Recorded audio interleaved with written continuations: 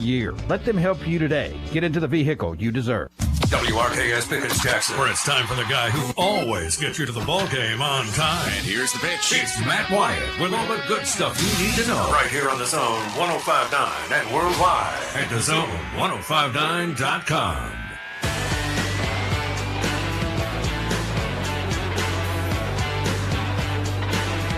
Well.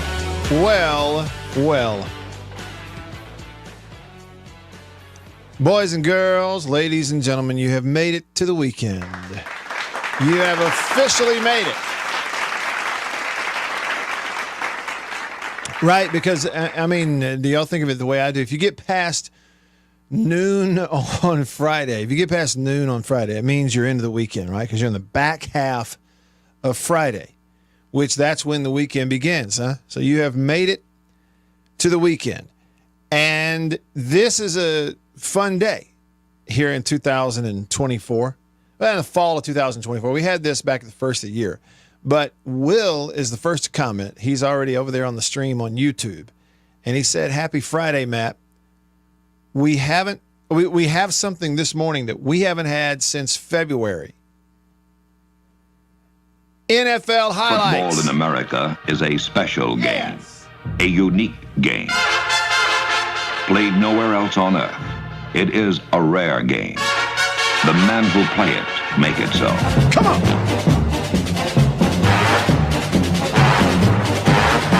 Rumbling, stumbling, and bumbling. Yeah, and look, we had some stumbling last night, didn't we? In the Hall of Fame game. It's always the worst game of the year, but it is the first game of the year, and that's what's most important.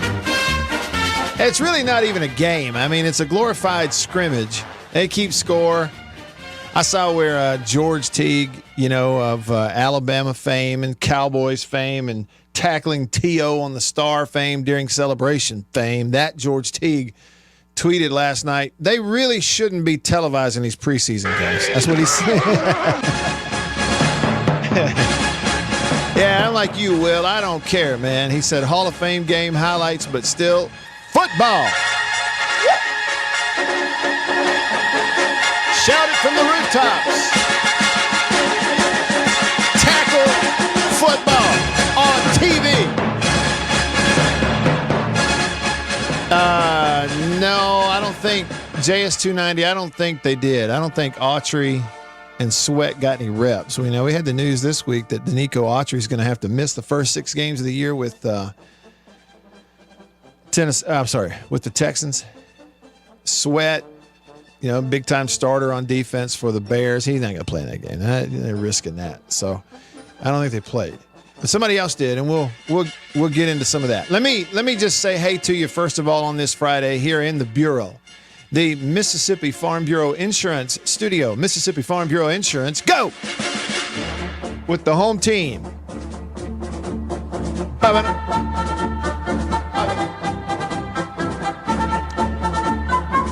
Let me just tell you something. If a little NFL Films doesn't float your boat,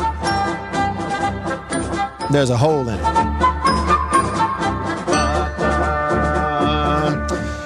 You can be a part of the show today, and I certainly hope you will be. Get it on in here. You can text me on the Country Pleasing text line. The number to text is 885-3776. 601 number 88. Turn the music down, Matt. Sorry, that's my fault. Can't hear the number for the music.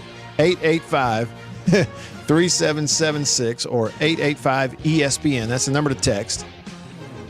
And you can call me on the Davini phone, Davini Equipment, Madison and in Jackson, your Kubota dealer. Number to call, 897-1059. 601 number, 897-1059.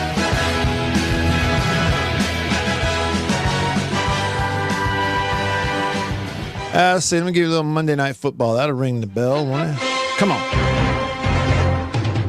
Bum, bum, bum, bum, bum. Don't roll your eyes. Y'all stop rolling your eyes, okay? I am allowed to be excited, just like Will is, that we watched live tackle football on TV last night and listened to it on the radio right here. I don't have to apologize for liking preseason football. And no, I don't know what the schedule is. Hang on. See, technically week 1 of the preseason continues next Thursday night. Okay, so no Monday Night Football, but we got the music anyway.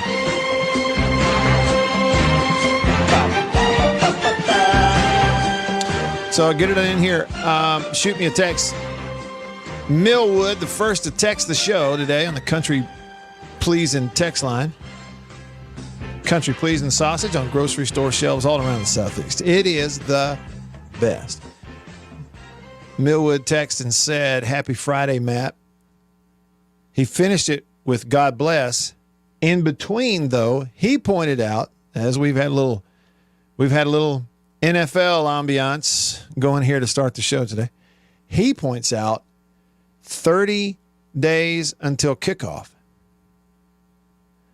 30 days until kickoff for what?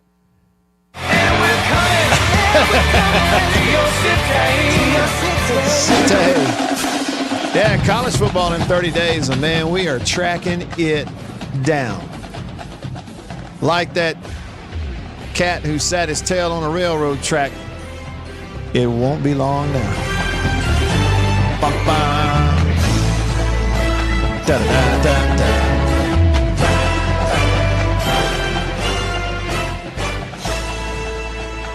Well, let's check in with my friendly neighbor across the fence. Heidi-ho, neighbor Beaver. How you doing? I'm good, Matt Wyatt. Nice coming to your city. Quick work in there. Thanks. See, folks, I'm improving. It's taken me 6 years, but I'm improving. I actually got a compliment on my production skills from an actual producer. Hey, Beav, the NFL Films, old school NFL Films music, does it do something for you, or are you too young for that? No, that was the height of it. Okay. So you're into it. You know what it kind of was, Beaver, if you think about it? The Steve Sable, of course, I think his dad started the company, and then he took over. They partnered with the NFL, and they're NFL Films. And that whole production was like the first documentary behind-the-scenes stuff that was ever given to us, at the highest sports level. And so it was super unique, and we were really into it. We may have discussed this already, Beav, but do you feel like now in 2024, the mic'd up, on the sideline, behind the scenes coverage, documentary stuff sort of has become so commonplace at so many different levels that it's not quite as punchy as it used to be? Yeah, I think so. Because, everyone's super aware these days. They're very, from every now and then someone's going to lose their mind. Yeah. But for the most part, everyone's very aware because they're so well coached by the PR machine. Yep. Oh, we're miking you up. Make sure you don't say this. I'm like, man, you're a football player. You can't tell them go out there and, hey, just tone down your language. Yep. No, I'm with you. So, yeah, it's too much of that these days. It's way more, I guess we'll say it's way more manufactured. Yeah. How about that? I totally agree. Especially when it is coming, when you find a pro team or even big college teams and it's coming from in-house, right? Like the in-house production team employed by the team or the school. It's a little harder. I guess maybe that's the thing I like about Hard Knocks is I think it has stayed more true to form in that it's a partnership. The teams don't necessarily always want to do it, but they get so used to the cameras being ever present that they kind of forget. And so it's such a long period of time. They'll go through 4 weeks of the preseason, and then they do an in-season thing. It's a little bit more of a kind of true to form, getting a real look at it. Plus, the thing about Hard Knocks, Beav, is they'll actually have hidden cameras. And you get this footage of like players in their meeting room just hanging out and playing cards or talking to their coach, shooting the bull, and it's like you can tell this is from a GoPro up in the top corner of the room, and they have forgotten that this is being recorded. So I kind of appreciate that. But still, NFL Films is the what did they say? What did Jack Black say in School of Rock? It's the bee's knees. I still think even the old stuff. I've seen it before. One of my favorites was when they did an entire half of a NFL Films episode. It was like 30 minutes long, just of coverage of the Broncos and Chiefs rivalry back in the day when Steve Atwater played safety for the Broncos and Christian Okoye was the running back for the Chiefs.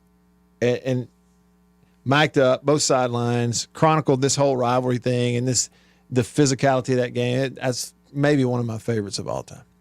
But now we turn the page. We get on into the content for the show. Now, quickly, if you have texted me, I'm coming to it. Bodine, Millwood, Biggin, Unnamed, all y'all. Hey to everybody on the live stream coming to y'all. My man Alvin. What's up, Alvin? Out there in X-Land, formerly Twitter, today saying hey to me on the live stream. See, pop in a comment right there. If you're, however you're watching the live stream, if you comment, Facebook, YouTube, X, type it in, post it. I see it and it pops up on the screen whenever I click it. Okay, so we can be a part of the show that way. So come into the comments. But I'm going to try to be a good radio host and do the first hour headlines at the top of the hour, which would be right now. Good evening. I'm Ron Burgundy, and this is what's happening in your world. Good evening, and welcome to Eyewitness News. Here's what's making news. Headlines on the show brought to you by Bank of England Mortgage and Went McGee. Went. Find him online at mortgagemanms.com. Bank of England with locations in Ridgeland, Starkville, Oxford, and the all-American city of Tupelo. Yep, Cam Akers shined last night, or shone. Cam Akers shone last night? No, he shined last night in the preseason. His debut for the Texans, in fact. He was just signed by them 2 weeks ago. Yeah, got some carries, 5 carries, 13 yards rushing, a long carry of 7. Third longest rush of the game for the Texans in limited action. But he also found the end zone. 2 catches for 18 yards and a touchdown. They threw him 2 passes. He caught them both and got one of them in the end zone. So good job, Cam Akers. I'm telling y'all, Stroud, add Akers in the mix. Autry's over there when he gets eligible after 6 games. They were a playoff team a year ago. It's a really good football team. I'm a big CJ Stroud fan. Okay, D'Amico Ryans, big. I'm telling you, look out for the Texans. They were down, and now they're up. Here they come. Even though the Bears technically beat them in the preseason because Rippon threw the ball all over the field for the Bears, backup QB Brett Rippon, 166 yards and 3 touchdowns. Bears win the preseason game, but it's like, why are you keeping score? All right, but hats off Cam Akers. Glad to see him doing well. Hope he can stay healthy all year and really contribute. News today in the SEC. The NCAA has placed Kentucky football on 2 years of probation. They are getting a significant public reprimand, which is like a glorious slap on the wrist. The NCAA has placed Kentucky football on 2 years probation and will have to vacate games after the use of ineligible players for 2 years. They had 11 players receive payment for work they didn't do. Shock, horror. Released today, it's on NCAA.com. Kentucky has reached an agreement with the NCAA enforcement staff on impermissible benefits that occurred in the football program and rules violations involving countable athletically related activities. Say that 5 times fast. That occurred within the swimming program, as well as the appropriate penalties for those violations. The agreed upon violations involve at least 11 football student athletes receiving payment for work not performed between 2021 and 2022. Now that's football. I did mention swimming. Swimming got popped too, but it's like, who cares, frankly. But when I say popped, is it really a penalty? I mean, listen. we've laughed about this before, okay? But the NCAA really wants you to believe that, number one, being on probation is a significant penalty.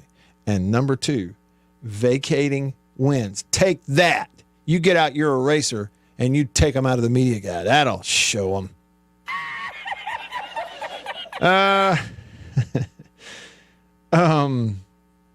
The enforcement staff and the school agreed that no staff member in the athletics department knew or reasonably should have known about the payment for work not performed, and thus the violations involved the football program did not provide additional support for the agreed-upon failure to monitor violations. So they did not get a failure to monitor in the deal there. They're also saying the head coach,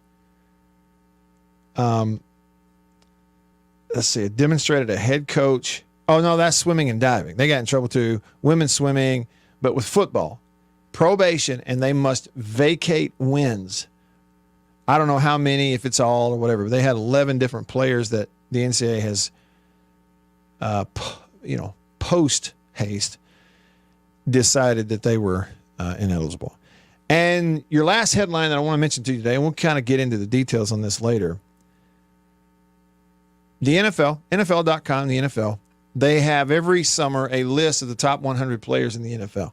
Mississippi State has 4 representatives, former players, states, 4 former players on the list of the top 100 in the NFL, are the 4th most of any university.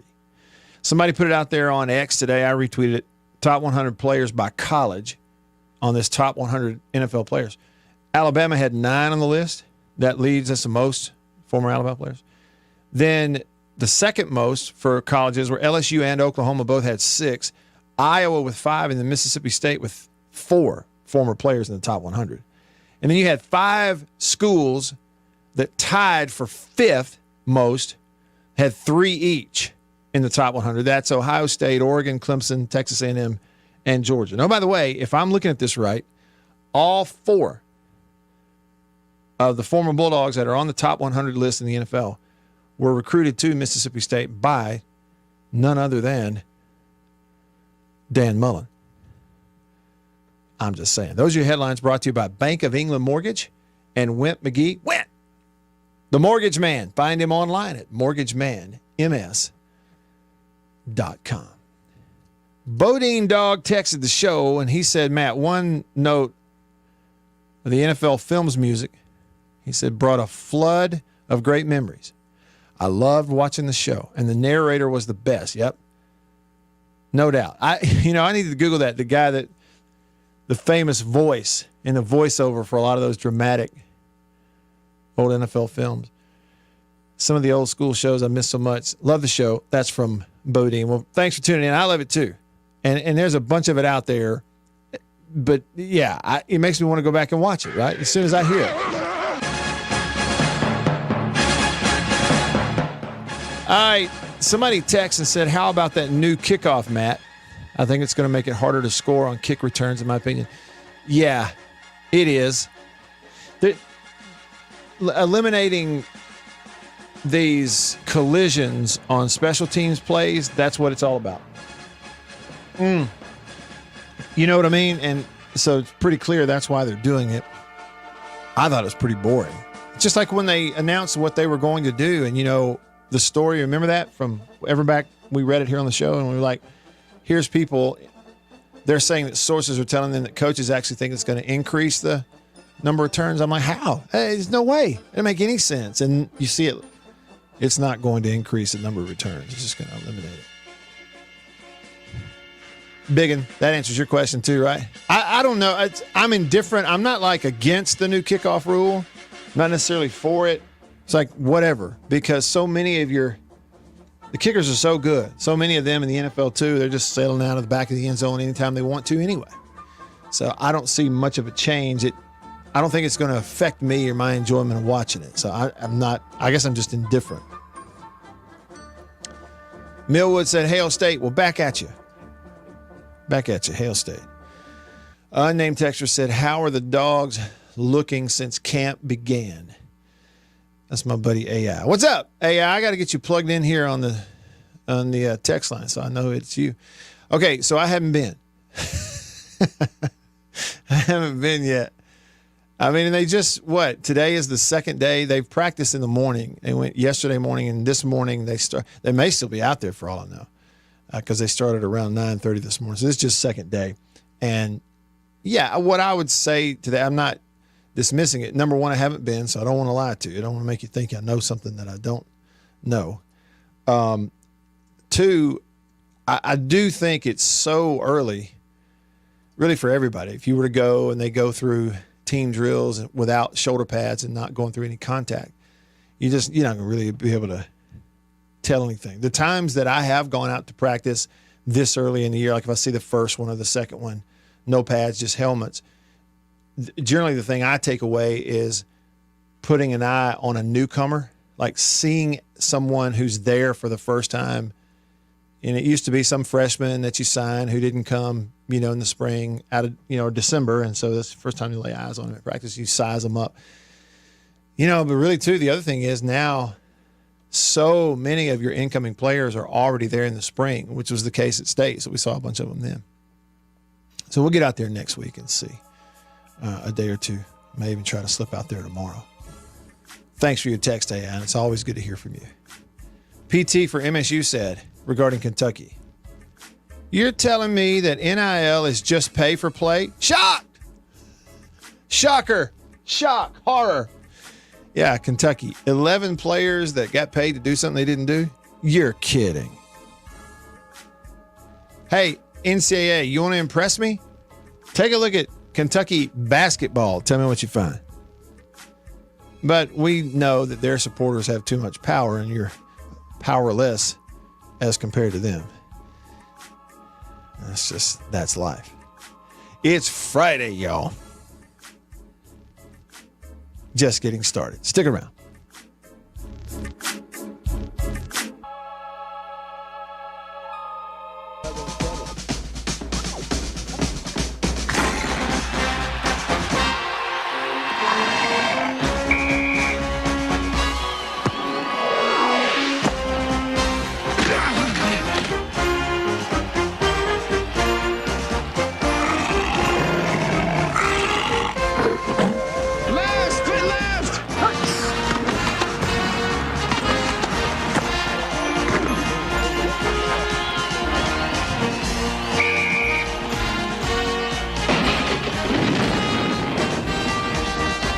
Today's game from Tuscaloosa, Alabama. Time was their breakfasts were gloomy. They just didn't feel right, and they didn't know a delicious cereal could help their sad plight. So they tried this and tried that, but irregularity kept coming back all the same. For as often the case, lack of bulk in their diet was actually to blame.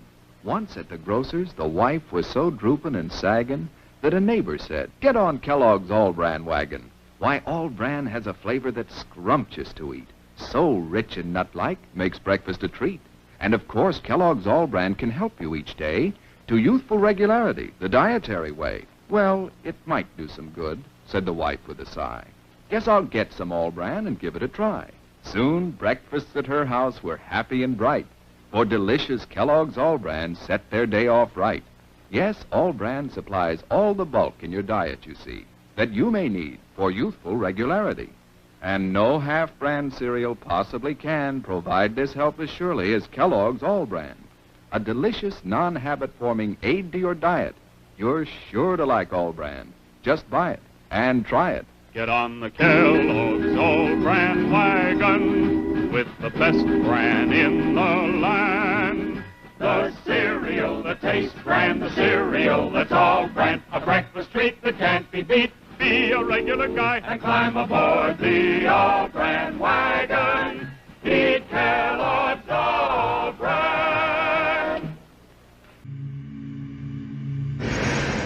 What is the secret of this enchanted book?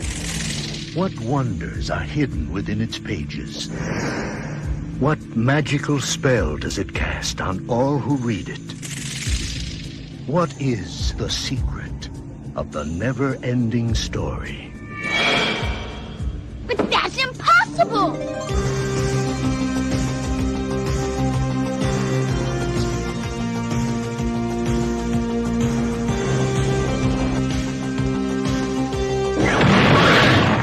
Enter a world where a young boy's imagination becomes a vivid reality.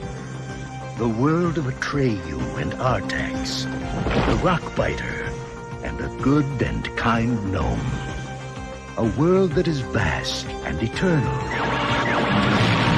treacherous and dazzling, unforgettable and free. For anyone who's ever made a wish, believed in a fantasy, or had a dream, this is the never-ending story.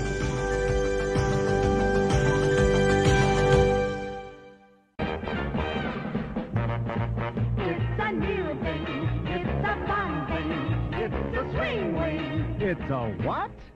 It's a swing wing. It's a wing wing. A brand new transparent fun thing. It's a what? It's a swing wing. A fun thing. And now it's your favorite star thing. It's a what? Mazda announces some great news for truck buyers. Right now, you can beat the already outstanding value of the $67.95. Or even losing a game. You're going to hear about them all and get to talk about it with Matt Wyatt right here, right now. On the Zone 105.9 and worldwide At thezone1059.com.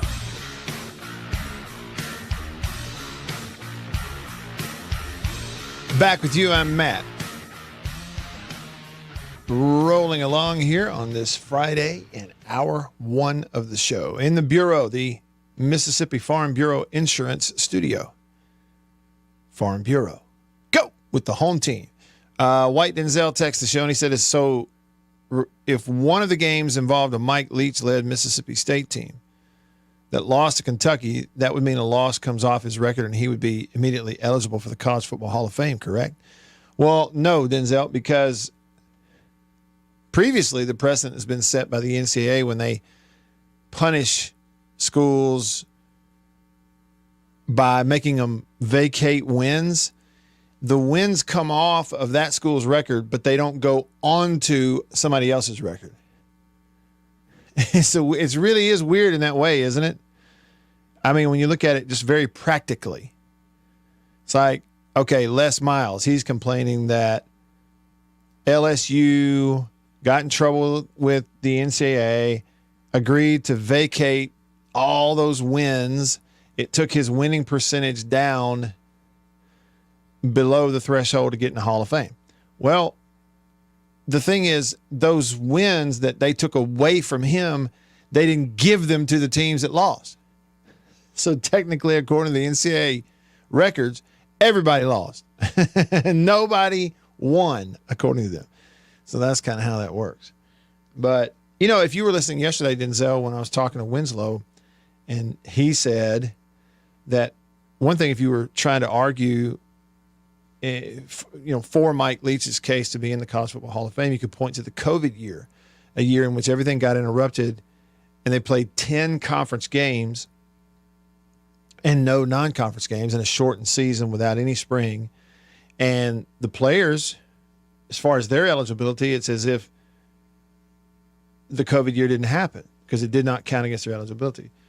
So if it's sort of not there from a player eligibility standpoint, you could certainly wipe that out from a coaching standpoint or put an asterisk by it, right? And factor in everything else he did and put it in there.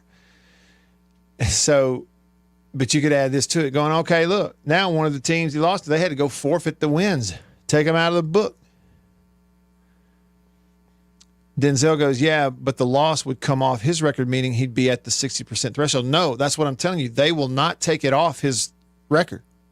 I'm not saying that the NCAA wipes the game off the books as if it didn't happen. I'm saying in a game that Mike Leach lost to Kentucky in those couple of years, he still has the loss on his record, is the way I understand it. But they just take the win away from Kentucky. Nothing has changed for the other opponent, which, again, it is classic NCAA, you know what. Like, it's just dumb. Really, think about it. I mean, and I could go on and on and on about how the NCAA has propped up this idea. It's almost like politics nowadays, in that they will prop up some idea that is just completely stupid and obvious to anyone with half a brain that is dumb. That, like Pete said on Old Brother, Where Art Thou? That don't make no sense. And anybody can tell you that. Yet, they don't care. Truth is not what they're after. Appearance is. Whatever can be propped up to cheat behind it and to continue to draw a check, that's what they're going to do. And that's what they have done in telling us all these years that vacating wins is a penalty. Take out your eraser. Get that out of your media guide. That'll teach you.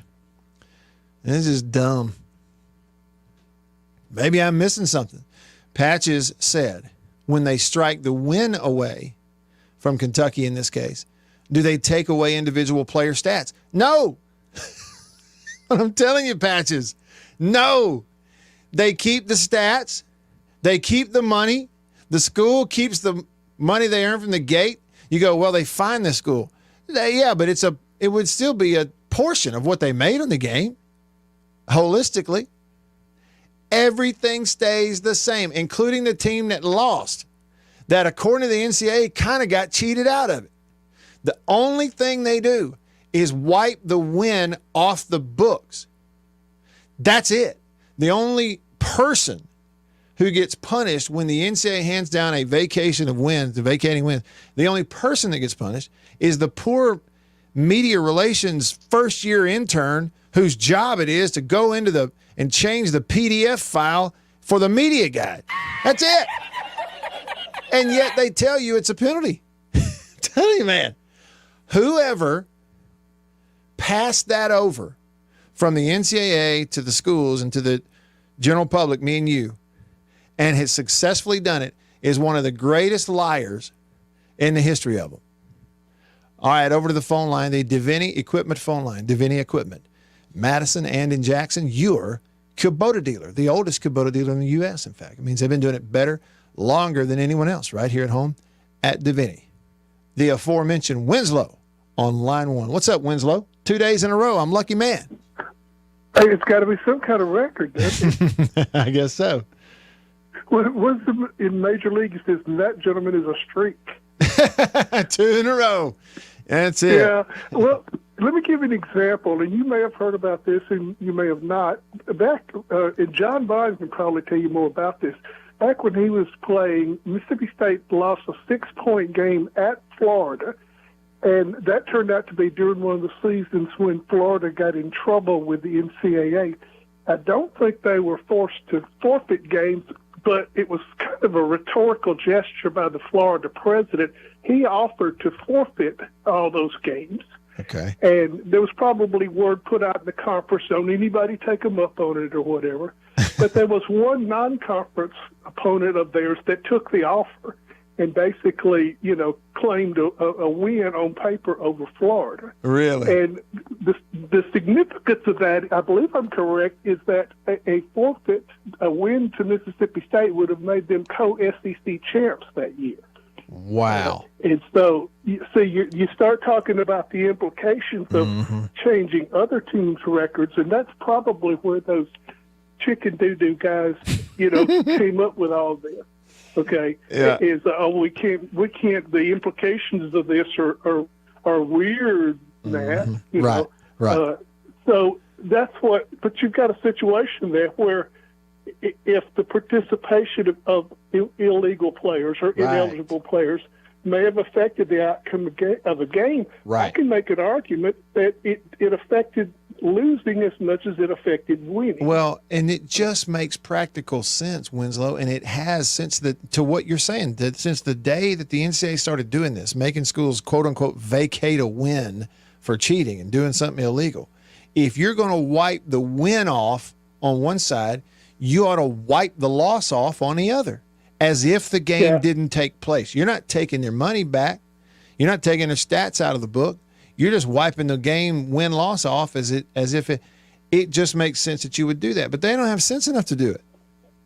Yeah, the funniest part of that I remember is that they after that school, and it seems like it was one of the directional schools in Louisiana or something like that, and they asked that coach, about accepting the forfeit, and his comment was, when am I ever going to get a chance to claim a win over an SEC team like Florida? I'm going to take it. Take it if they're offering it. And then they asked Coach Ballard, and of course Coach Ballard was a lot like Coach Leach.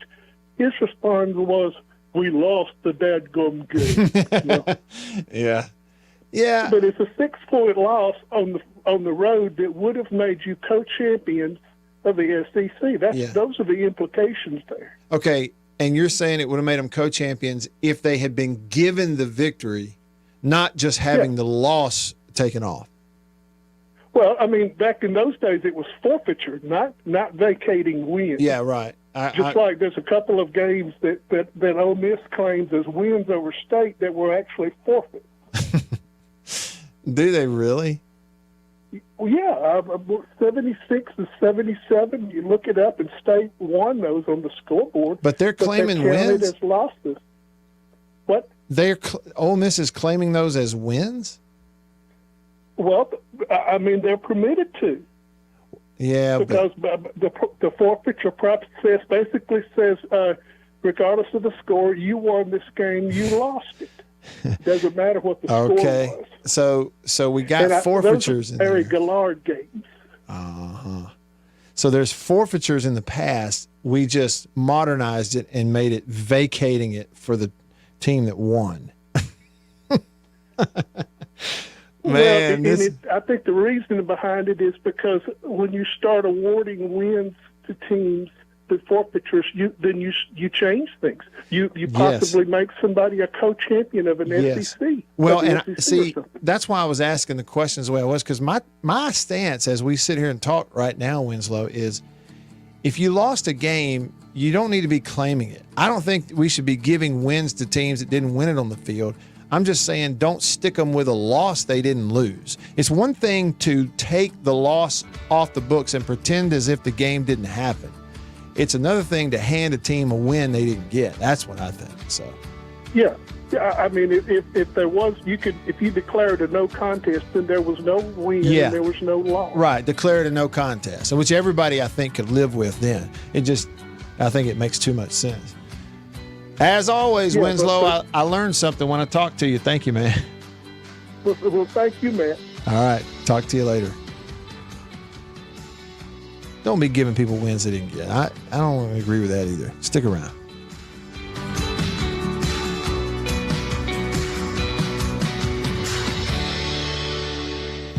Thursday, it's Cosby starting off a night of family fun. And leave it to Family Ties to keep the laughs coming. Oh, no. What are we going to do? Everything's under control. Then on Cheers, will Norm fink on a friend to get a promotion? Yes, yes. And the fun continues with Night Court. Thursday. For over half a century, dairymen have tried to capture in cans the flavor of pure, fresh milk. And now Foremost has discovered the secret with an evaporated milk that's closest by far to fresh milk itself. Kind of hard to believe, isn't it? An evaporated milk that doesn't have that old-fashioned evaporated milk taste. But it's true, and you can prove it. You know how most evaporated milks taste in coffee. The flavor goes flat. But try Foremost. You'll see it's white, the way milk ought to look, not drab tan like other brands. And when you taste it, well, if you're anything like me, you'll never even know it isn't pure, fresh cream. You try it and see. That's Foremost, the closest thing in cans to pure, fresh milk. Remember, your family gets the most from Foremost. Coca-Cola, come on, girl, gotta share a Coke with you. Let the feeling shine through. You wanna live a little bit more. That's what the taste of Coke is for. Coke is life. Everybody wants a little life.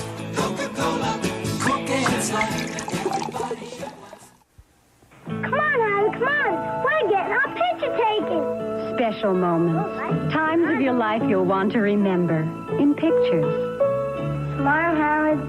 Smile. To help make those pictures look as good as they can, make sure Kodak paper is behind them. If you don't see these words, it isn't Kodak paper. Just look for this sign when you get your pictures. Kodak paper, for a good look at the times of your life. Gee, wasn't that fun? Come and get it! Come and get it!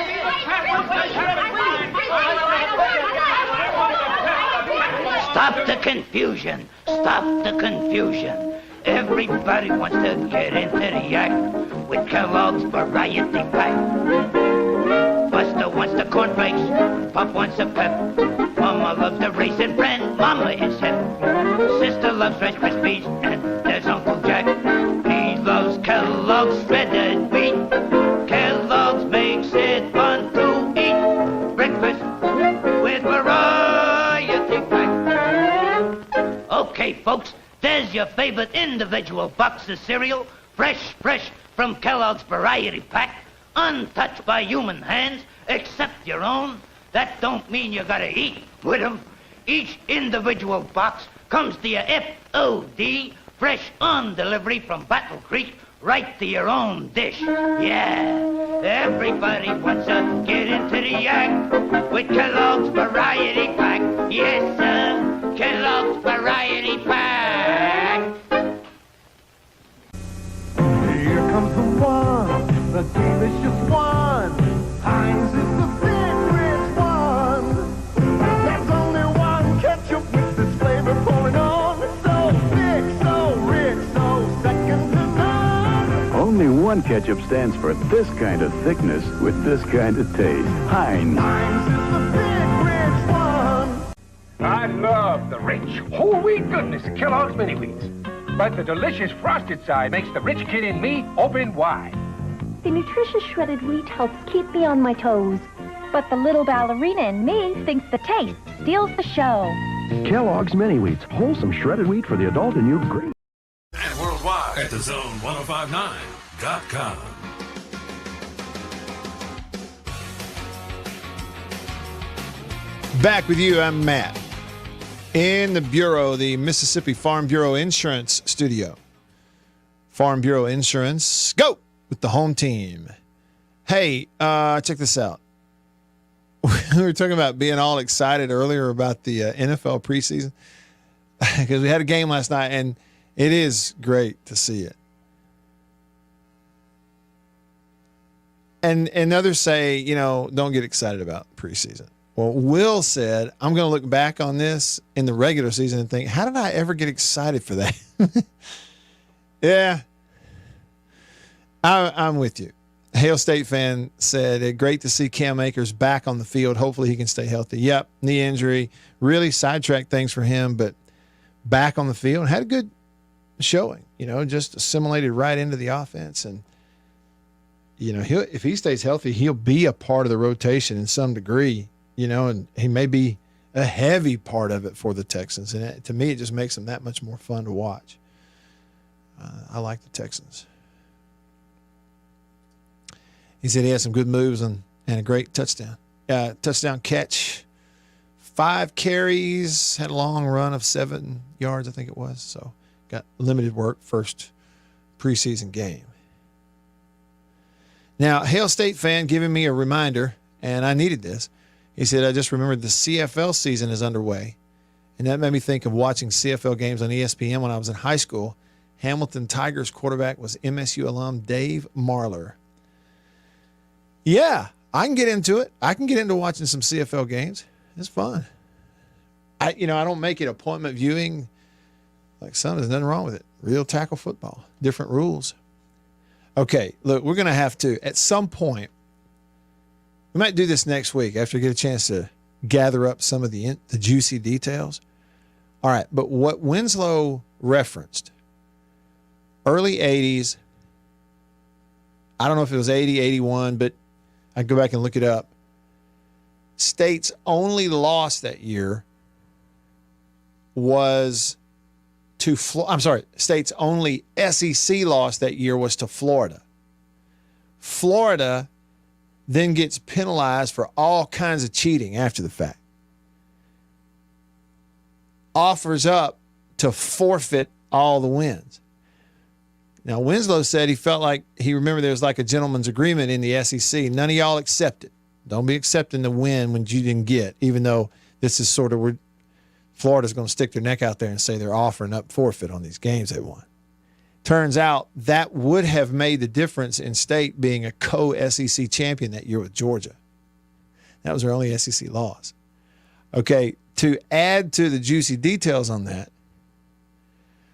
I'm told that the heavy favorite in the rumor department, one violation that Florida suffered that year was that Florida paid for and got a copy of the practice film from that week and the previous weeks from Mississippi State.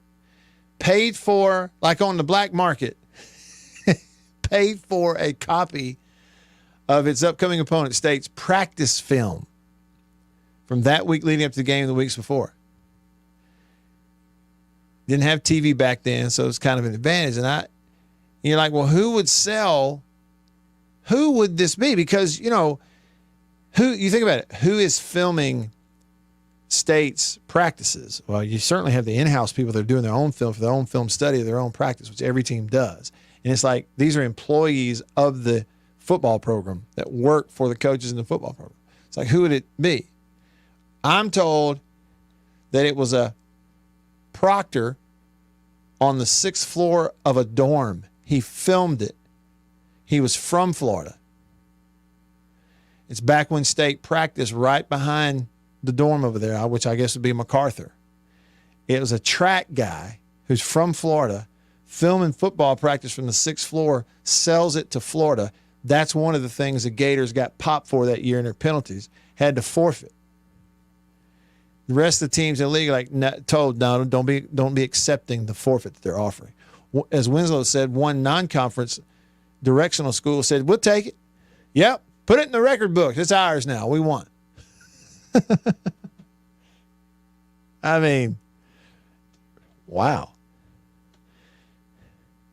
Why can't I get at least a 5-minute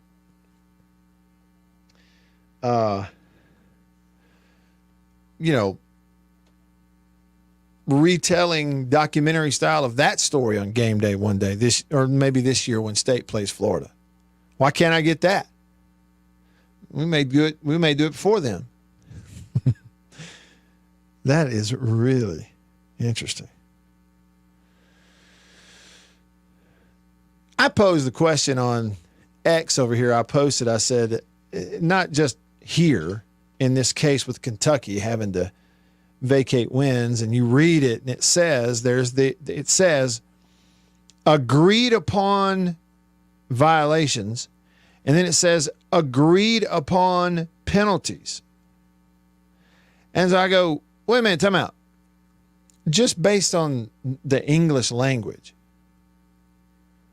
the definition of certain words, is it actually a quote-unquote penalty if it is quote-unquote agreed upon? In your life, have you ever gotten penalized for something and they asked you if you were okay with it? If you agreed to the penalty? Not me. I'll say this: if it's an agreed upon, it's something different than a penalty. It's a settlement. And so Billy said on X, he said, that's a settlement or a payoff. I was like, that's what that is. Now, Andy posted on X, and he said, just FYI, he goes, 1976. That was a really long time ago, y'all. We're pushing 50 years. I know. It's the year I was born. This is in 1976. Ole Miss's conference record was 3-5. The record books show 3-4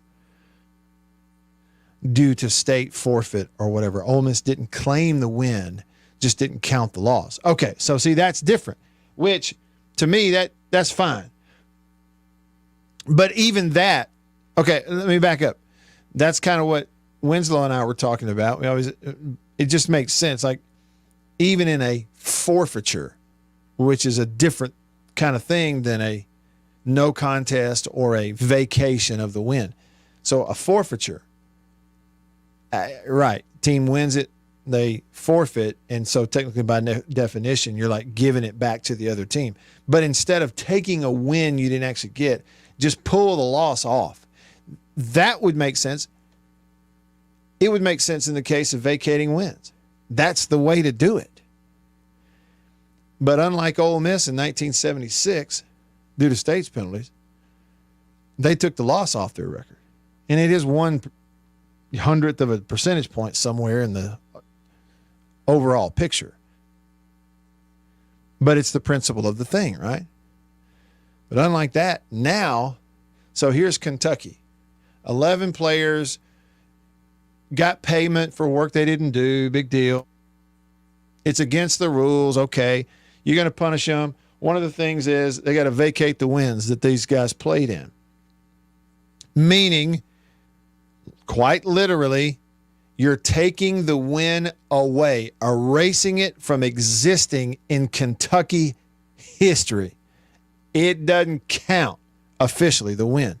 However, the loss for the other team does count. Make that make sense. There ain't no way to make anything they are doing with that make sense.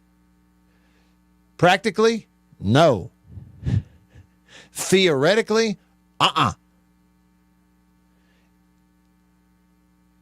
It just doesn't and never will make sense. That don't make no sense. It's the most NCAA thing you'll ever see in your life. And that's saying something. CWR says on the Country Pleasing text line, Matt, you just summed up the NCAA. Everyone loses. Well, see, but that's what I'm saying. CWR, make it a no contest. Make it a no contest. That makes sense. Because there's no such thing as half of a game belonging to one team but not belonging to the other. The outcome of the game, if it took place, belongs to both teams. And the outcome of the game, if it didn't take place, doesn't belong to either team. I mean, make it make sense. Find someone. Here's my deal.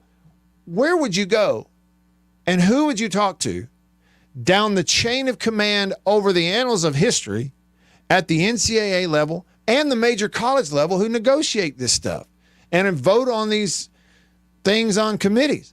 Who went, this is a good idea. Who are those people, and can we ask them face to face, what were you thinking when you decided that the best thing to do was this and not just go no contest? It's not like you're taking away their TV revenue, are you? Yeah, no, sir. But the way the NCAA does it, and I've compared it to this before, this is essentially what the NCAA is doing, making people vacate wins. Hey, come in here, kid. You know, you're 8, 9, and you get in trouble. And your mom and dad say, hey, just for that, do you remember that $20 allowance you got last week? Yes, sir. Yes, ma'am. Well, you know what, kid? You just consider it that you never got it. You, as far as history is concerned, you never got that $20. You understand me? And you're like, yeah, I understand. I'm 8 years old, but I know I can understand that. Stick around. Hi, Alicia from C Spire here, talking with Dave, who has 4 children.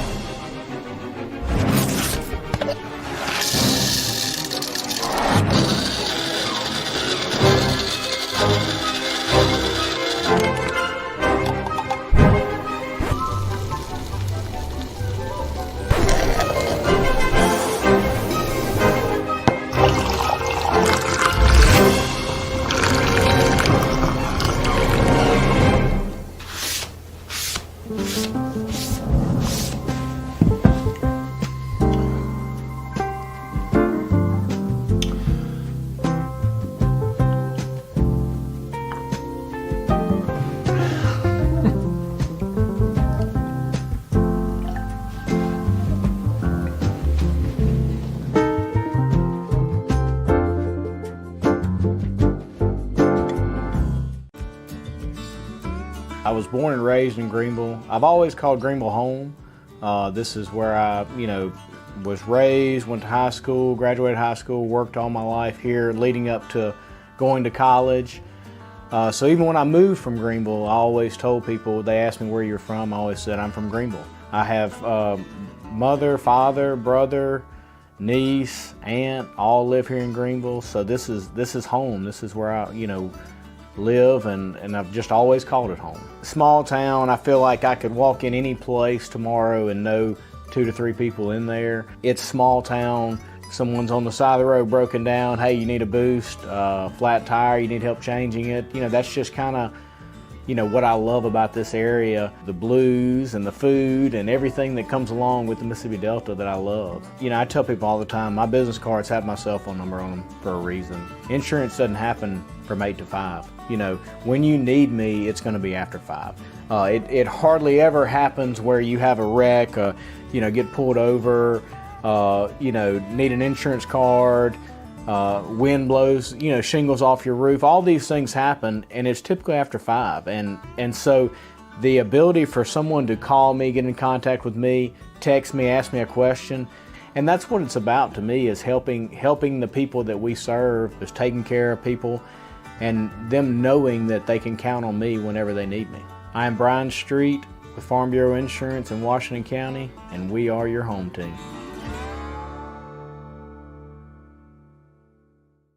Y'all have heard me talk about Murray West and MurrayWest.com. They made the hat that I'm wearing. Got the Natchez Trace logo on it. I've told you a little bit about what they are. Contract embroidery company here in Mississippi. Started back in 1996, family owned. They do a phenomenal job, and I got to go visit their place up in New Albany. Let me show you a little bit about it.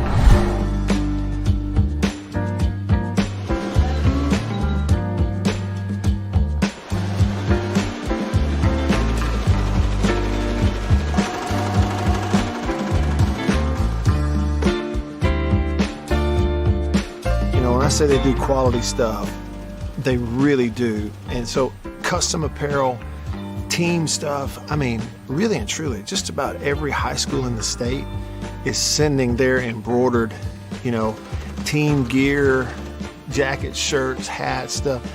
Baseball teams, football teams, they're sending it to the folks at Murray West in New Albany. You go to their website, MurrayWest.com, you go to the bottom, you can kind of see some of the Prairie Wildlife, Ole Miss Athletics, Gentile, others that they work with. Can't recommend them enough.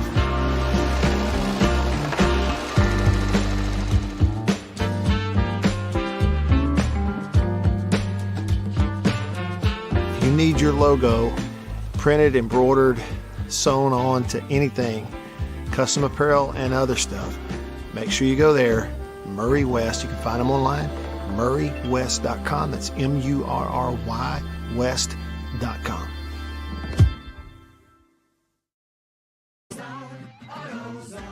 Restrictions apply. Ugh. Kitchen ants? Runaway roaches? A spider? A spider? A spider! Relax. Just use Zevo. Zevo bug sprays use essential oils to eliminate those pests and up to 20 household insects. Plus, Zevo is safe for use around people and pets when used as directed. Just spritz the bugs and wipe them away. Zevo, people-friendly, bug-deadly. Work is busy, and home, pretty much the same. But you wouldn't know it, because my skin doesn't look stressed, thanks to Olay Rep Roll-On.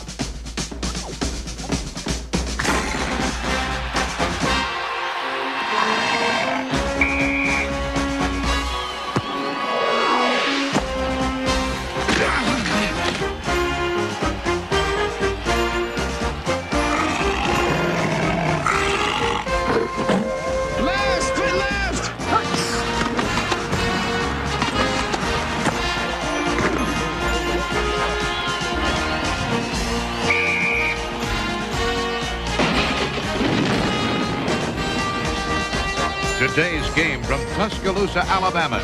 Time was, their breakfasts were gloomy. They just didn't feel right, and they didn't know a delicious cereal could help their sad plight. So they tried this and tried that, but irregularity kept coming back all the same. For as often the case, lack of bulk in their diet was actually to blame. Once at the grocer's, the wife was so drooping and Worldwide. Now, here we go. At the Zone 1059.com.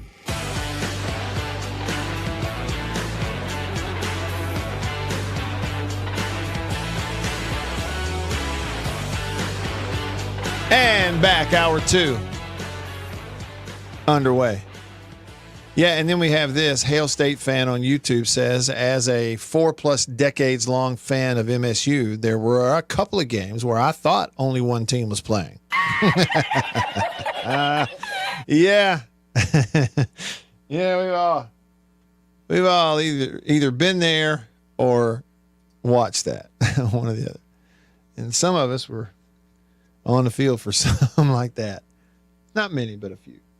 All right, here we go. Hour 2 underway in the Bureau, the Farm Bureau Insurance Studio. Same as the first. You can text me on the Country Pleasing text line. It's great to hear from everybody.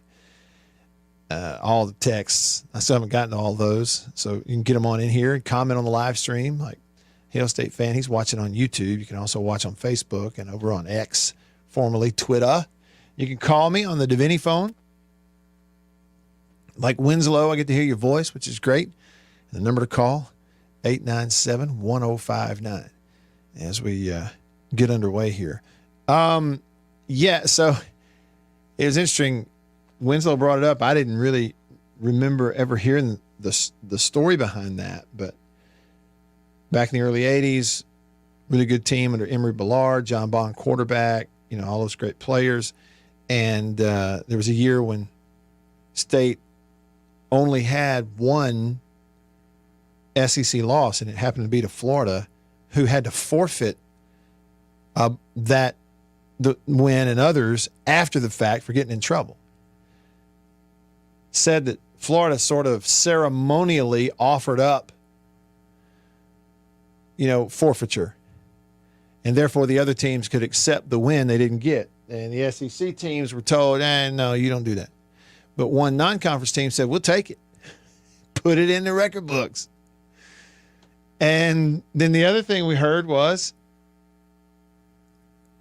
according to rumor, there was some track guy recording State's football practices from the 6th floor of the dorm back when State practiced behind the dorm, and sold the copies of those practice tapes to Florida. And that's one of the things Florida got caught doing and punished for.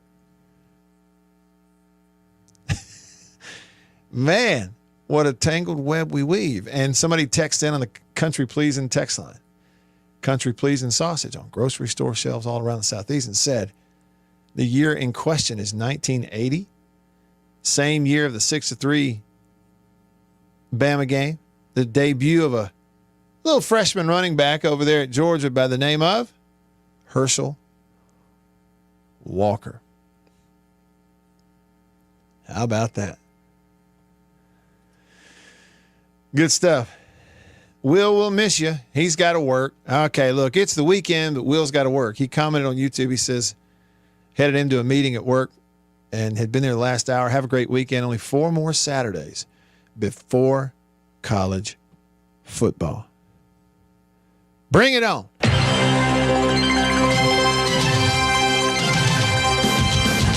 Man, I'm so ready to watch the games. And I get this way every year where I get sick and tired of the buildup. But I am really more so this year. I was texting back and forth this morning with my friend Chuck down in the Madison area. He said, I'm looking forward to this. I'm looking forward to hearing you on the radio. And I said, man, I am so sick and tired of the buildup. I am ready for the games. Play a game already. And, I don't need to rush it, do I? I don't need to rush it because goodness knows once it gets here, it goes flying right on by. All right, since we enjoyed it in hour number 1, we hit some of that NFL Films classic music. And since I'm about to talk to you about this top 100 players in the NFL list from NFL.com, I think it's appropriate again. In America is a special game, a unique game, played nowhere else on earth. It is a rare game. The men who play it make it so. Come on.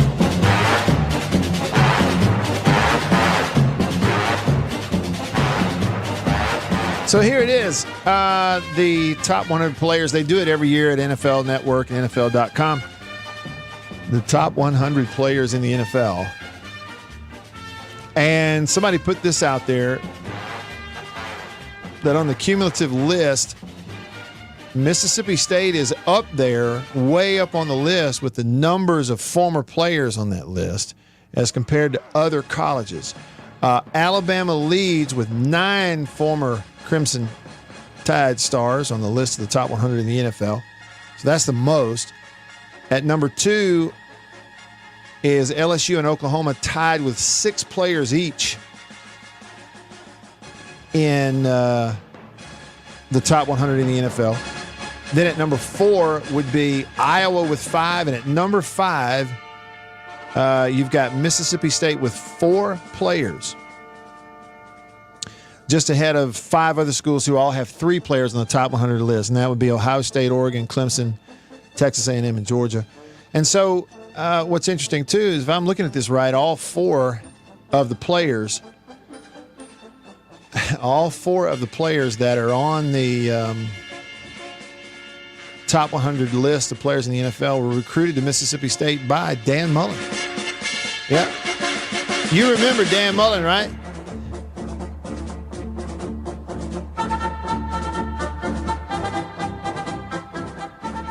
You remember Dan Mullen, right? You know, he couldn't recruit. Mullen can't recruit. Now you're sitting there right now going, Matt, well, why are you bragging on Dan Mullen? I thought you didn't like him. You said he was a jerk. He is a jerk. So what? That doesn't change the fact, okay, of what I'm stating to you. He can be a real horse's rear end sometimes. But doesn't change the facts of this. And the fact is that while he was at State and they were just cranking out NFL players, and their team was ranked number 1 for a long time and went to the Orange Bowl. I didn't even win it. I know the defensive thing, you know, and won big games, all this kind of stuff. He was labeled as can't recruit, or at least when I say he and his staff by extension, they don't recruit well. He never cried while talking to a recruit on speakerphone. Therefore, he couldn't recruit. You know, that whole thing, let's make this go viral. Fake tears. He never had ESPN coverage in-house on signing day. Therefore, you know, Mullen couldn't recruit, right? Mullen can't recruit.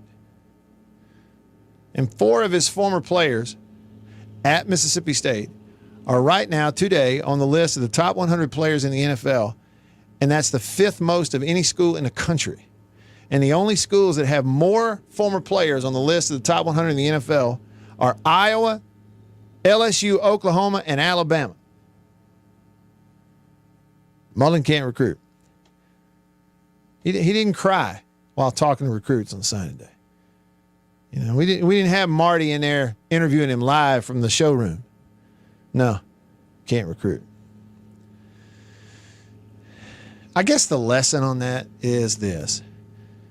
I mean, let's just remember it. That's the thing. Like, you can say the moral of the story, the lesson in this, the takeaway. The takeaway is let's just remember it. And then think every now and then, okay, what is the equivalent of that today? Really. Out there and what you're consuming, the talking heads you're listening to, the content that you like to plug into this time of year leading into a season. What is it this year? What's out there now that's being fed to you that we're going to look up in 5, 6, 7 years from now and go, man, that was all a bunch of bull, wasn't it? That was, and I was eating it hook, line, and sinker. What is it now in 2024, August of 24, that's what we're going to say about it in 5 years? What is that? Now you go, well, man, that's really a cynical way to go through life. I'm not saying go through life that way. I'm just saying when it comes to what sports media and internetdom is feeding you, Trust me, they're feeding some of that to you right now. The same way they fed that stuff to you about Mullen and them not recruiting back then. And right the opposite for other places.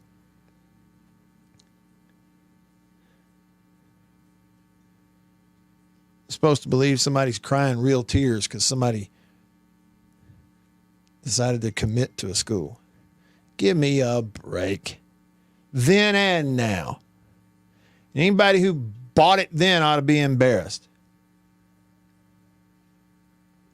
But here it comes. Here it comes. But I digress. Top 100 in the NFL. So I think, what was this? Yesterday they came out of this? No, it's a couple days ago. You had C.J. Stroud at number 20. Roquan Smith, linebacker, Ravens, 19. Justin Jefferson dropped some spots. Receiver, Minnesota, down to 18. And now, this was interesting on this year's list. Micah Parsons at number 17. That was down a few spots for him from last year. But Dak moved way up to number 16 on the list. So the top 100 players, they had Micah Parsons at 17, Dak at 16, Jalen Hurts at 15. Now, far be it from me to accuse people at the NFL Network at NFL.com for trying to boost some conversation out here. But in a 3-spot stretch, 17, 16, and 15, here's what we got. Man, they got Dak ranked ahead of Micah Parsons on his own team. Man, they got Jalen Hurts 1 spot ahead of Dak. Yeah, they know what they're doing. George Kittle, tight end. Love that guy. Is there anybody more fun to watch play football, or has more fun playing football than George Kittle, the tight end of the 49ers? He's at 14. CeeDee Lamb at 13. Josh Allen, quarterback, Buffalo, 12. Fred Warner, linebacker, San Francisco at 11. And I'm going to tell you right now, that's too low for him. That is too low for him.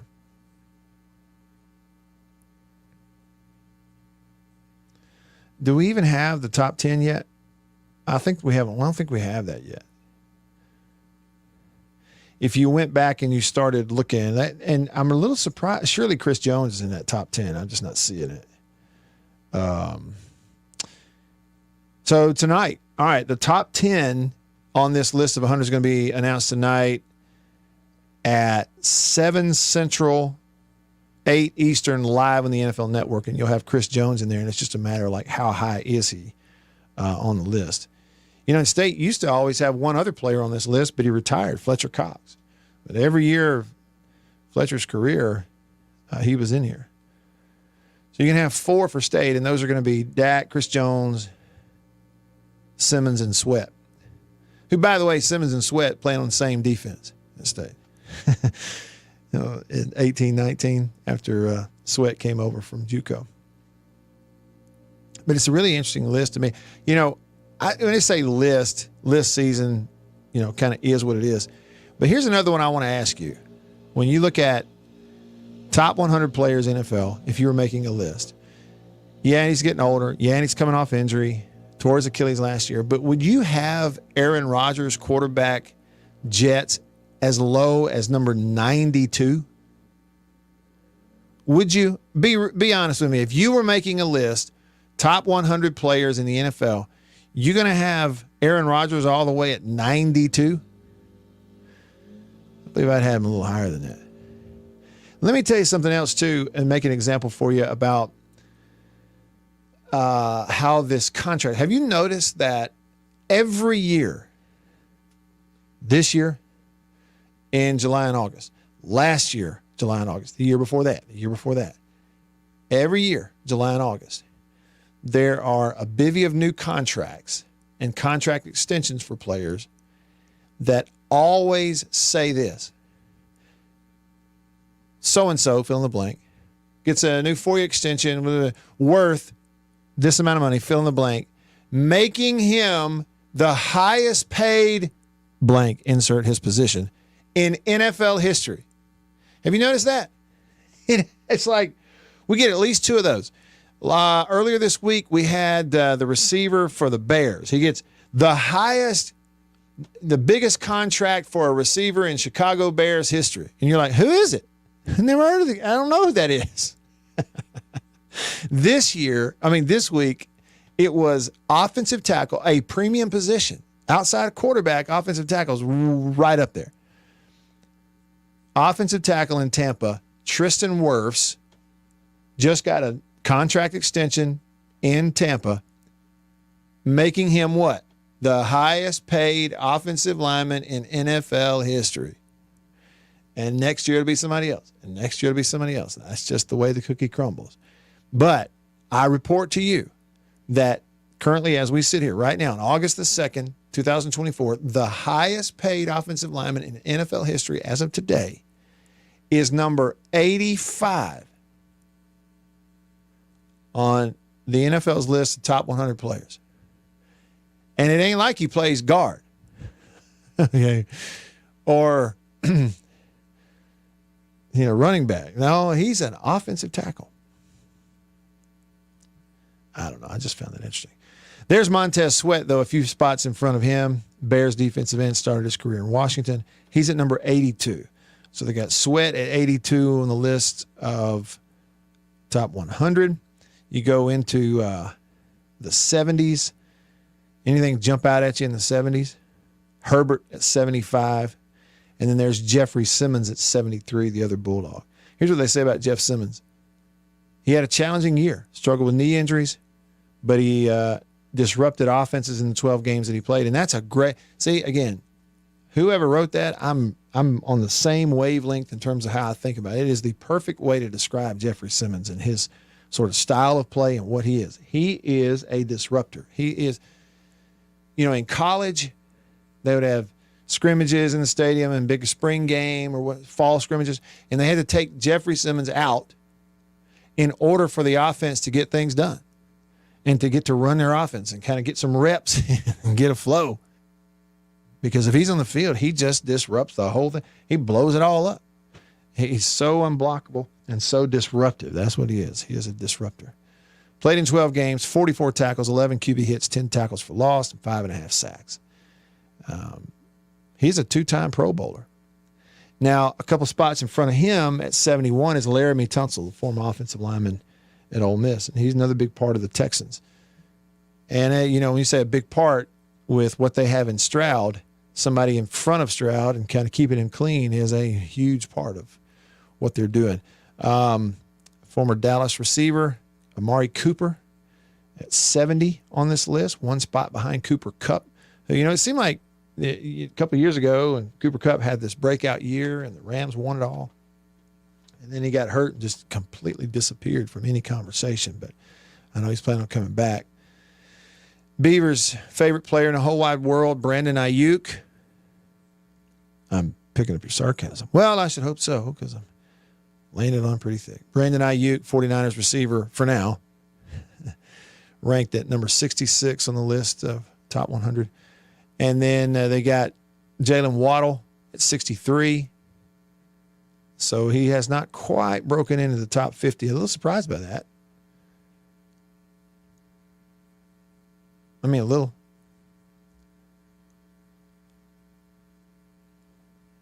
Zach Martin, Cowboys guard at 53. Not quite in the top 50. A little surprised by that, too. And I think that's just an age thing for him in terms of how they look at him.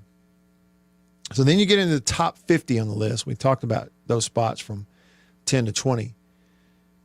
Derrick Henry, running back, Ravens. Realize he's with Baltimore now at 49.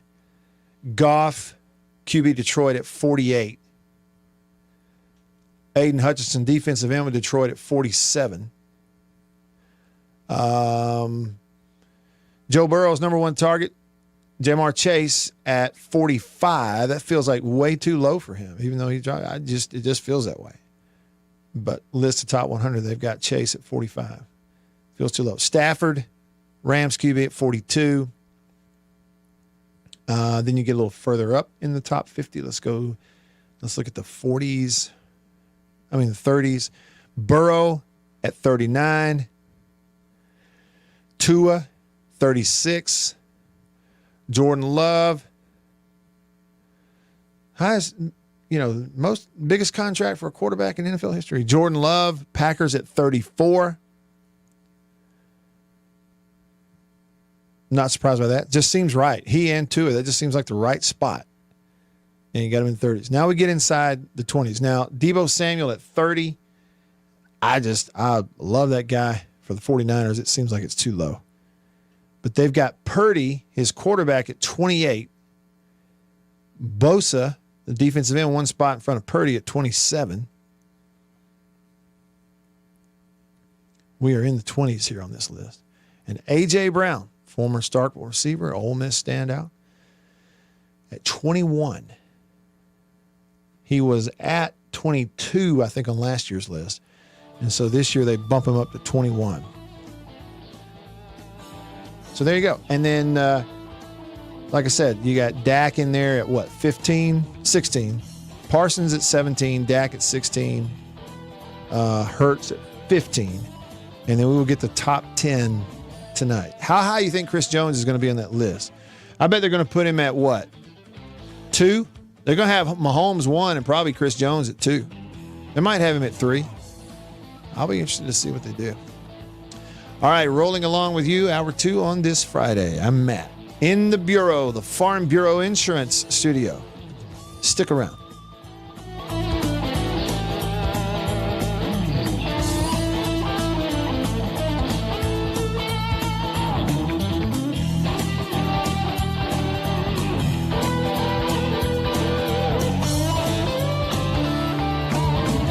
Thursday, it's Cosby starting off a night of family fun. And leave it to Family Ties to keep the laughs coming. Oh, no. What are we going to do? Everything's under control. Then on Cheers, will Norm think on a friend to get a promotion? Yes, yes. And the fun continues with Night Court. Thursday. For over half a century, dairymen have tried to capture in cans the flavor of pure, fresh milk. And now Foremost has discovered the secret with an evaporated milk that's closest by far to fresh milk itself. Kind of hard to believe, isn't it?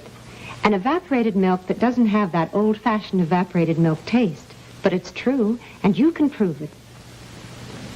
You know how most evaporated milks taste in coffee. The flavor goes flat.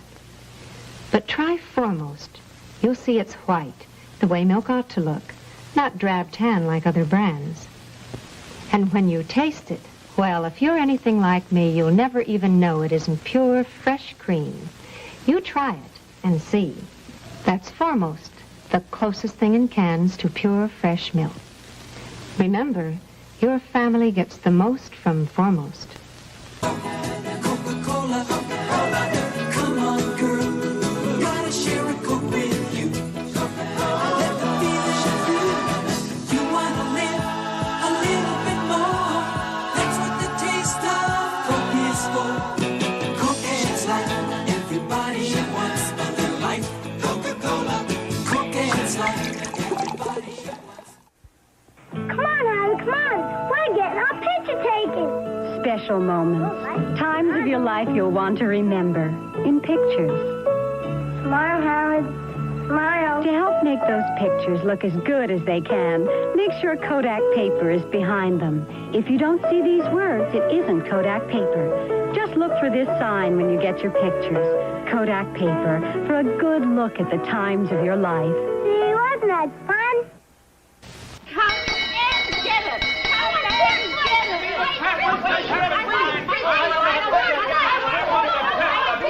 Stop the confusion. Stop the confusion. Everybody wants to get into the act with Kellogg's Variety Pack. Buster wants the cornflakes. Pop wants a pep. Mama loves the raisin bran. Mama is hip. Sister loves Rice Krispies. And there's Uncle Jack. He loves Kellogg's shredded wheat. Kellogg's makes it fun to eat. Breakfast with Variety Pack. Okay, folks, there's your favorite individual box of cereal. Fresh, fresh, from Kellogg's Variety Pack, untouched by human hands, except your own. That don't mean you gotta eat with 'em.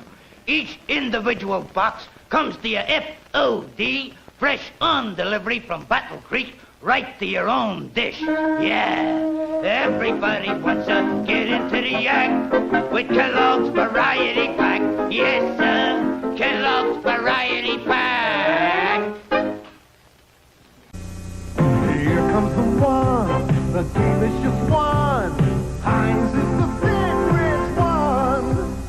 There's only one ketchup with this flavor pouring on. So big, so rich, so second to none. Only one ketchup stands for this kind of thickness with this kind of taste. Heinz. Heinz is the big rich one.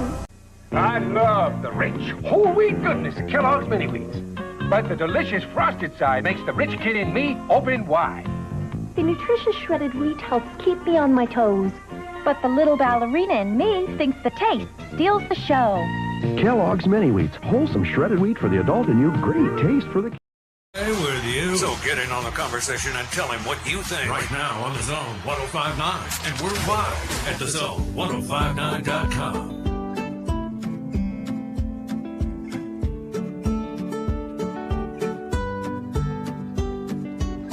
Back with you, I'm Matt. In the Bureau, the Mississippi Farm Bureau Insurance Studio. Farm Bureau Insurance, go with the home team.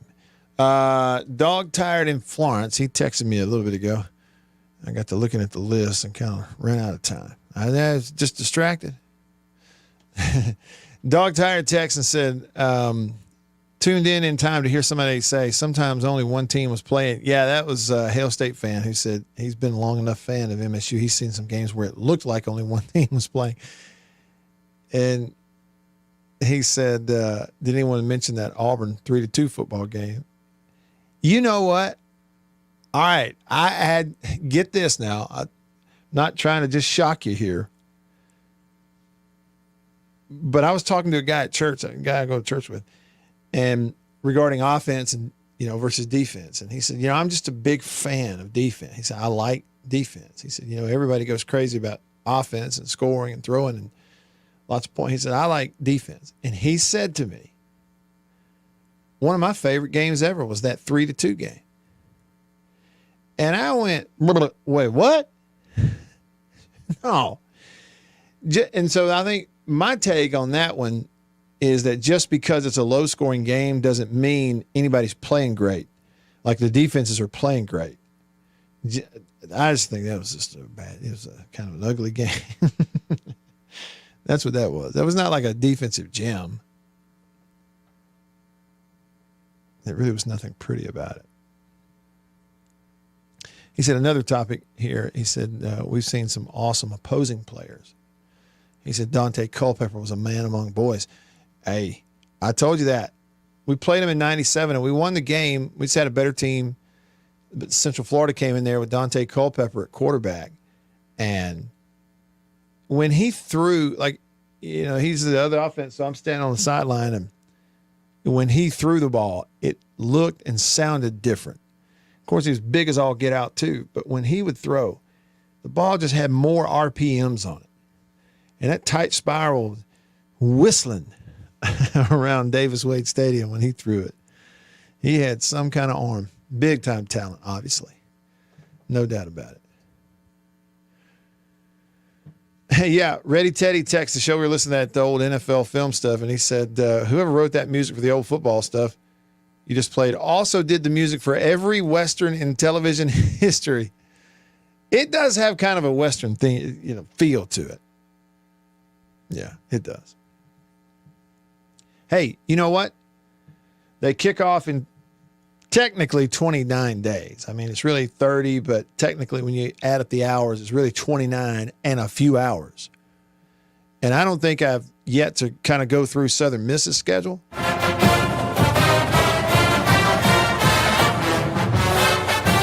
are they playing? Hey, Southern Miss got a good band. They do. Come on.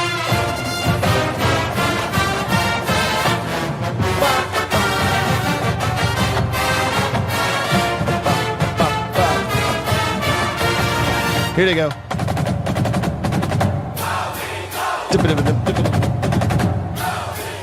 All right, 29 days and 5 hours and some change. Southern Miss opens the 2024 season at Kentucky, freshly on probation. As of today, Kentucky hosts Southern Miss August 31st, Saturday. It's going to be a 6:45 Central Time kick. Television and be on the SEC network. Of course, you can listen to John Cox on the old-fashioned radio right there. That's what I would prefer. Sync it up with your TV broadcast.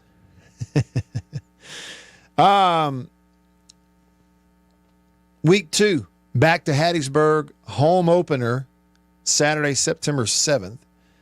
Southern Miss going to host SLU, Southeastern Louisiana, or CELA, better known as CELA, from Hammond, Louisiana. So Southern Miss versus CELA. ESPN Plus deal, Saturday, September 7th at 6 p.m., home opener. Week 3 on the 14th, they will host USF, University of South Florida. I like it. The Bulls coming in there. That one's also ESPN Plus, so another 6 p.m. kick. So home opener, the 7th and the 14th, back-to-back weeks. You get 6 p.m. games. That's good. Then week 4, the 21st, they're going to hit the road, go to Jacksonville State over east of Birmingham at JSU Stadium. That's a 2 p.m. Central Time kick. Week off, and then jump into the Sun Belt. October 5th, they will host the Raging Cajuns of Louisiana. I don't show any TV for that. We'll see. That's October 5th. Stay in October. Week 2, October, second week of October, they will travel to Louisiana Monroe. Kickoff to be determined. Third week in October, the 19th, they'll come back and host Arkansas State for homecoming. And then a week after that, final Saturday in October, they will host James Madison, a new member of the Sun Belt, and they can flat play a little football for sure. So then you jump into November for Southern Miss, Saturday, November 9th. What is that? They have an open date after that? Yeah, that's right. Open date after their second one after James Madison. So they're all straight on through in November. So first weekend in November, Southern Miss back home to Hattiesburg, host Marshall, old Conference USA foe. They're in the Sun Belt now. Second week in November, second Saturday. No, I'm wrong. It's actually the third Saturday in November. They host Texas State. I'm sorry, they hit the road. And I get it right. They go to Texas State in San Marcos. Next to last weekend of the season, November 23rd, they're going to host South Alabama. And then the final game of the year, they hit the road, go to Troy in Troy, Alabama, Sun Belt. So in terms of home and away, home games this year for Southern Miss, they got CELA, they got South Florida, the Louisiana Raging Cajuns, Arkansas State for homecoming, James Madison, Marshall, and South Alabama. On the road for Southern Miss, open it up at Kentucky. Later, a trip to Jacksonville State. They go to Louisiana Monroe. They travel to Texas State in their high-flying offense, and they travel to Troy in the season finale. So there you go. We'll look at Southern Miss's schedule this year. It'll be fun. Watch them against Kentucky in week 1. They got a good home schedule, too. Not to mention the fact that their home opener, back-to-back home games, September 7th and 14th, both night games. So if you're a Southern Miss fan, you're going to go to the games, you'll appreciate that, as opposed to, 11 a.m. or 1 p.m. at home on that turf. PT for MSU texts the show.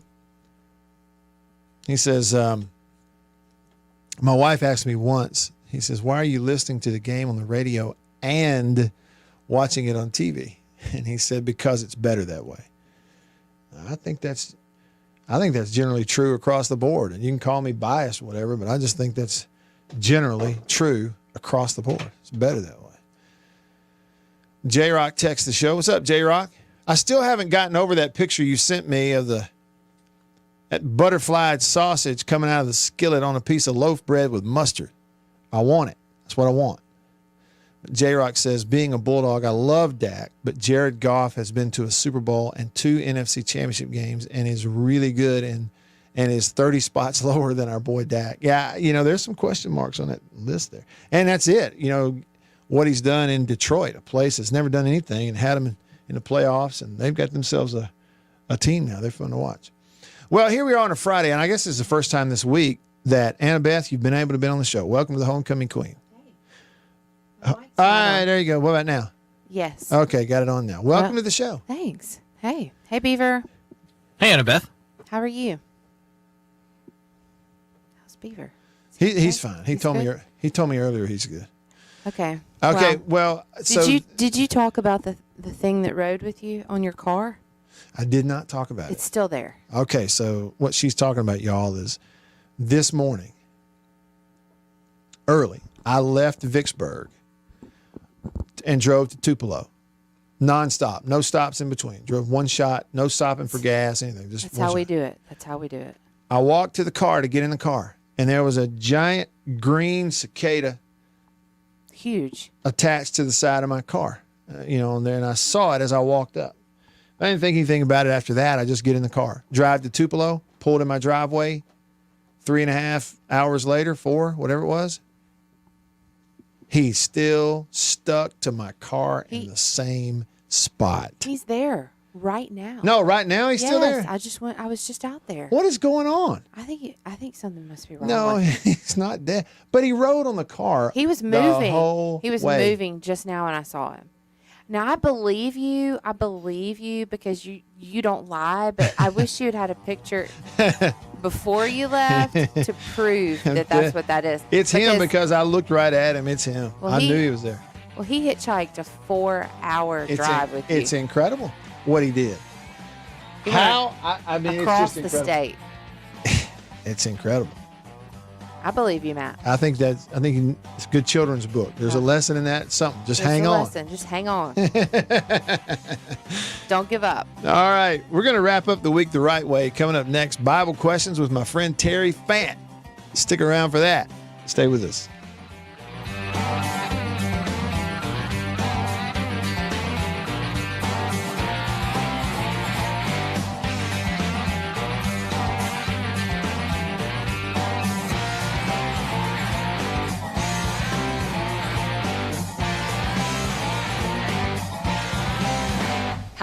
Thursday, it's Cosby starting off a night of family fun. And leave it to family ties to keep the laughs coming. Oh, no. What are they going to do? Everything's under control. Then on Cheers, will Norm fink on a friend to get a promotion? Yeah, yes, yes. And the fun continues with Night Court. Thursday. For over half a century, dairymen have tried to capture in cans the flavor of pure, fresh milk. And now Foremost has discovered the secret with an evaporated milk that's closest by far to fresh milk itself. Kind of hard to believe, isn't it? An evaporated milk that doesn't have that old-fashioned evaporated milk taste. But it's true, and you can prove it. You know how most evaporated milks taste in coffee. The flavor goes flat. But try Foremost. You'll see it's white, the way milk ought to look, not drab tan like other brands. And when you taste it, well, if you're anything like me, you'll never even know it isn't pure, fresh cream. You try it and see. That's Foremost, the closest thing in cans to pure, fresh milk. Remember, your family gets the most from Foremost. Coca-Cola, come on, girl. Gotta share a Coke with you. Let the feeling show through.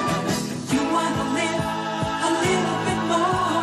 That's what the taste of Coke is for. Coke is like everybody wants a little life. Coca-Cola, Coke is like everybody wants. Come on, Harry, come on. We're getting our picture taken. Special moments. Times of your life you'll want to remember. In pictures. Smile, Howard. Smile. To help make those pictures look as good as they can, make sure Kodak paper is behind them. If you don't see these words, it isn't Kodak paper. Just look for this sign when you get your pictures. Kodak paper, for a good look at the times of your life. Gee, wasn't that fun? Come and get it! Come and get it!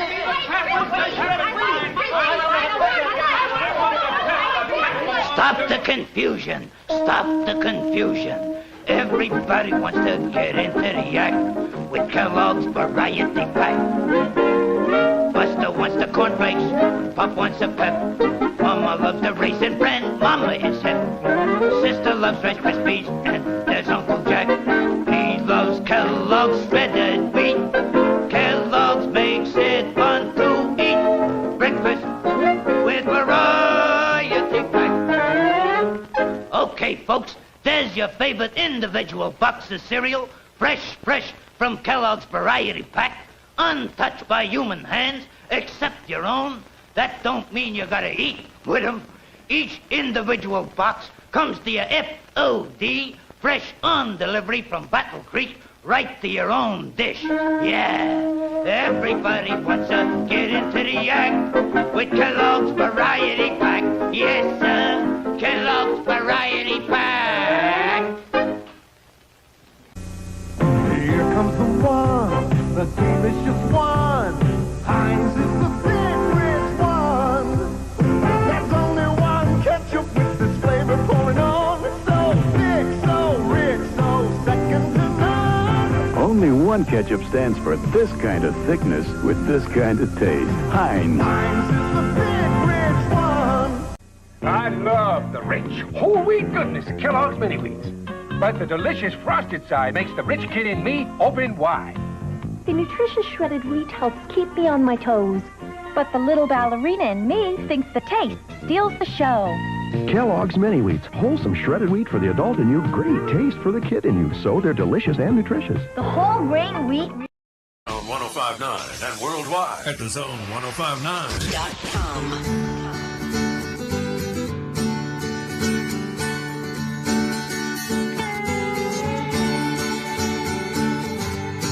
All right, back with you. Here we go. We're rolling along with you in the Bureau, the Mississippi Farm Bureau Insurance Studio. Mississippi Farm Bureau Insurance. Go with the home team. They are your home team. Recapping something from earlier, though, I will tell you, yeah, there's something there. There's some story there about that 1980 Mississippi State and Florida game and the fact that Florida had to forfeit it later, and that was the difference in State being tied for the SEC championship with Georgia or not. And there's some details from that from Jeff. Jeff, I got your message there, or your comment there on Facebook. It's interesting. And then Hail State fans said Florida was 0-10-1 the year before they beat State 21-15 in 1980. It was like this huge outlier. Like, shouldn't that? The State was like super good that year. Anyway, we can look into that another day and another time. Right now, it's time to end the week, end the show, and end the week the right way. Bible questions with my friend Terry Fant, the pastor at Hickory Ridge Baptist Church in Florence, Mississippi. Terry, it's going to be good to hear your voice. It's my fault, but it's been too long. How you doing? Hey, man, it's so good to be with you, man. Yeah, you How too. are you? Yeah, doing great. Burning up like you and everybody else right now, but Yes, sir. but doing fine. Hey, I wanted to, and I had a verse here I wanted to look at with you, and it was about blessings, like being blessed or being a blessing to someone else. That's kind of how I thought. And Terry, here's how this started for me. I sent out an email to my subscriber list on my website this morning, and it had this picture of this place I saw on the road on Highway 82 over in Alabama, where they have all the fruit stands this time of year selling peaches, you know? And there was this one that's no longer in use. It's an old rundown. It's just kind of still sitting over there, and it's kind of starting to fall apart. And be grown up. It's across the street from a barbecue restaurant, but the sign on the top of this old, no longer being used fruit stand, and the name of it was Horn of Plenty. They called it the Horn of Plenty, like a cornucopia, And I thought, it's interesting, but it's also a little ironic that this place that's called the Horn of Plenty is actually no longer producing anything for anybody. It's not the Horn of Plenty. The real Horn of Plenty is an eternal relationship with Jesus and knowing our Heavenly Father 101. Okay, so that being the idea of He blesses us. So, Terry, if we were to start that conversation, is that attached to the issue of what some people call the prosperity gospel, if it's fair for me to ask you that? And if there's someone listening that doesn't know when we reference prosperity gospel, how would you explain what that is? And then I'll get to this scripture that I sent you. Okay. First, just kind of taking it piece by piece, the prosperity gospel I would just simply define in common terms as receiving Jesus and the benefit being financial or gain. Yeah, right. Okay. The things that you want and desire, you'll have if you have Him. Right. Like seeing it as it's something other than just, eternal salvation and there within. It's like, I'm going to get a big fat wallet and bank account here, and that's how that works. Right. Which, fair to say, that's not biblical, right? Correct. Okay. Correct. Jesus, and the thing is, can you imagine preaching that gospel to our brothers and sisters in Haiti? Right. No, I can't. They're looking at you they're standing in line to get a cup to hold. They don't have a bowl to hold it in. They're standing in line to receive a handful of rice to take home to their family and to preach the gospel that Jesus will financially bless you. And they consider themselves just as saved as me. And so it'd be an awful confusing thing, wouldn't it? Oh yeah, no, it definitely would. Okay, and so there was a couple of verses, all right. And one is, it was 2 Corinthians chapter 9, verse 8, and this was in the Amplified Bible, and it says, and this is a letter from Paul, and he says, "And God is able to make all grace, every favor, and earthly blessing come in abundance to you, so that you may always, under all circumstances, regardless of the need, have complete sufficiency in everything, being completely self-sufficient in Him, and have an abundance for every good work and act of charity." So when I read that scripture in that letter that Paul wrote there in 2 Corinthians, it almost reads like, man, you're going to have everything in abundance. But what's at the heart of it? Like, what's really the story behind what he's doing right there, the way you interpret it, Terry? Absolutely. And so, remember, we talk oftentimes, Matt, about context is king to proper biblical interpretation. Yeah.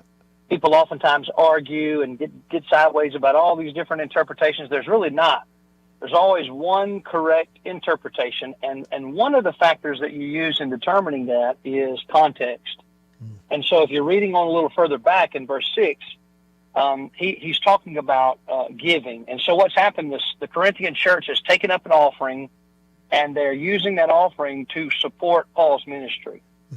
And he's reminding them that, hey, in verse 6, he who sows sparingly is going to reap sparingly. He who sows bountifully reaps bountifully. Okay. And so he says, so let each one give as he purposes in his heart, not begrudgingly or of necessity, for God loves a cheerful giver. And then verse 8, and God is able to make all grace abound towards you, that you, always having all sufficiency in all things, may have an abundance for every good work. Here's what he's saying. If you're willing to give to that which doesn't profit you for the kingdom, because it didn't profit the Corinthian church at all to support Paul's ministry somewhere else, right? Right. And he's saying, if you give, and you give generously, trusting God's put it on your heart to give and support this ministry, to help Paul take the gospel all over the world, then what God's going to do is he's going to replenish the supply pile.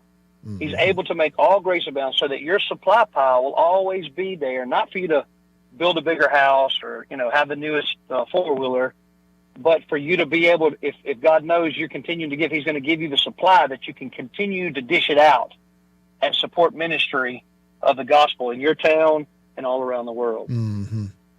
Which is attached to the Great Commission, right?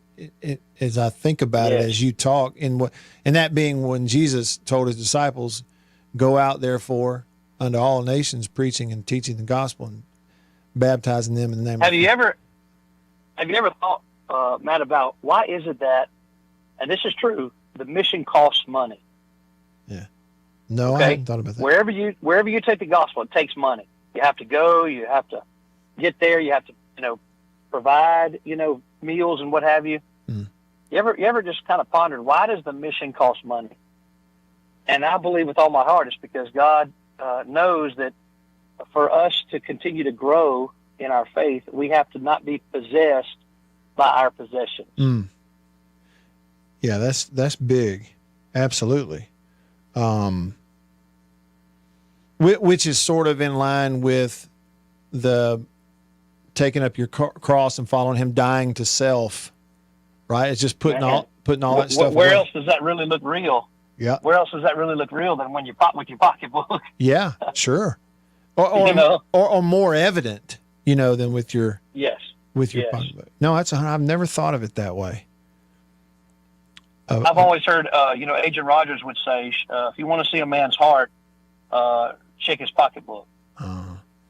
And you'll find where his heart is, because, and here's where Jesus said it, where your treasure is, there your heart will be also. Yeah. Right. That is so good how it all ties in. What a struggle. What a struggle. What a struggle. No question. And there was another verse too. I'm going to read it real quick that I found, Terry. It was in 1 Timothy chapter 6, 17, 18, 19. It said, "As for the rich in this present world, instruct them not to be conceited and arrogant, nor to set their hope on the uncertainty of riches, but on God, who richly and ceaselessly provides us with everything for our enjoyment. Instruct them to do good, to be rich in good works, to be generous, willing to share with others, in this way storing up for themselves the enduring riches of a good foundation for the future, so that they may take hold of that which is truly life." Isn't that beautiful, the way that's written? Oh, my. Oh, my. And, hey, and help me real quick before the music starts. 1 Timothy, is that a letter written from Paul to Timothy, or is that Timothy writing that letter? Yes. Okay, it is Paul. Yes, that's Paul to Timothy. Mm-hmm. Okay. And for those listening, again, that was 1 Timothy chapter 6, 17, 18, 19. The Lord loves a cheerful giver. And it's a privilege to be able to do it. Terry, I just appreciate it, man. It's great to talk to you again. And you got busy and I got busy, but it's football season, so we're back in season now. And it's a pleasure to get to talk to you, man. Thank you so much. Yes, sir. Looking forward to doing it some more, Matt. Yep. Thank you. We'll do it. Thank you. That's Terry Fant. He is the pastor at Hickory Ridge Baptist Church in Florence, Mississippi. I almost said Alabama, and I do that. There is a Florence, Alabama. Florence, Mississippi. But those scriptures there, 2 Corinthians chapter 9, verse 8, and then 1 Timothy chapter 6, 17, 18, 19. You see where a man's heart is. Look at his treasure. All right, have a great weekend. See y'all Monday. See you.